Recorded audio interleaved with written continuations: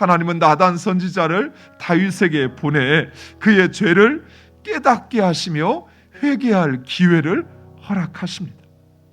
이처럼 우리 하나님은 결코 우리를 심판하시는 것을 즐거워하지 않으십니다. 오히려 하나님은 우리에 대하여 길이 참으시며 회개하기를 기다리시는 하나님이십니다. 물론 그렇다고 해서 하나님은 기다리고만 계시지는 않으십니다. 때로는 하나님의 사람 선지자를 보내기도 하시고, 때로는 우리의 상황을 어렵게 하시어 우리로 깨닫게 하기를 원하기도 하십니다.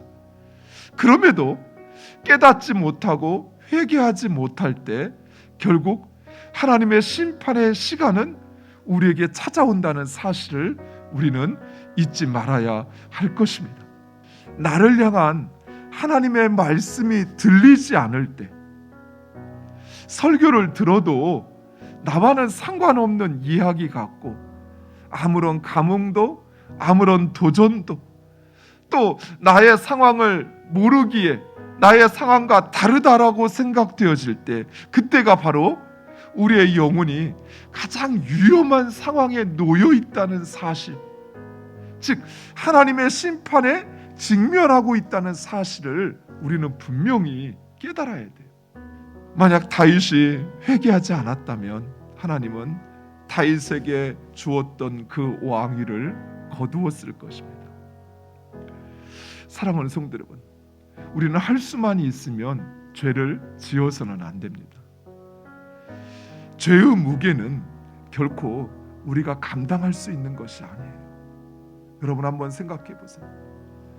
다윗은 평생 자신의 집에 그 칼이, 그것도 자신의 아들들이 서로를 그 칼로 겨누어 생명을 빼앗는 일을 평생 동안 지켜보아야만 했습니다.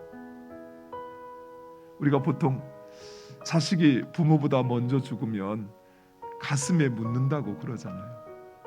근데 다윗은 자신의 첫 아들부터 시작해서 암몬과 압살롬, 또 그 모든 자녀들에 이르기까지 칼로 죽어가는 것을 지켜보아야만 했습니다. 또 자신의 아내들이 심지어 자신의 아들에게 취하여져 범하여지는 것을 목도해야만 했습니다.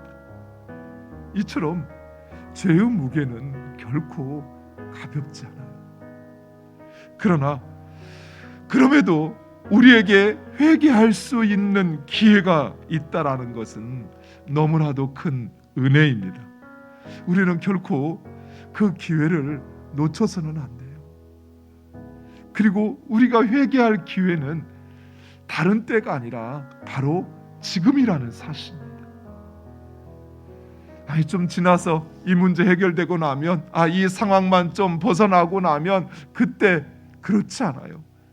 그 기회는 영영 나에게 찾아오지 못할 수도 있어요. 지금 하나님께서 내가 회개하고 돌이키기를 기다리시는 바로 이때 우리는 죄의 자리에서 우리의 죄를 깨닫고 회개해야 할 것입니다. 그리하면 하나님은 그 무한하신 긍휼과 자비로 우리를 용서해 주셔요. 또한 우리가 계속 다윗의 이 죄악을 살펴보면서 죄는 죄를 낳습니다. 결코 죄는 우리를 선한 길로 인도하지 않아요.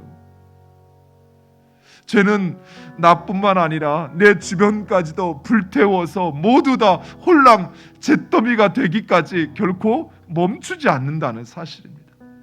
따라서 우리는 아주 사소하고 작은 죄라 할지라도 깨달아질 때 회개해야 돼요. 그리하면 긍휼이 한이 없으신 하나님, 그 하나님은 우리를 용서하실 것입니다. 그리고 우리의 상황을 다시 역전시키셔서 또 그 회복의 시간으로 하나님 은혜의 그 축복으로 함께 하실 것을 믿습니다.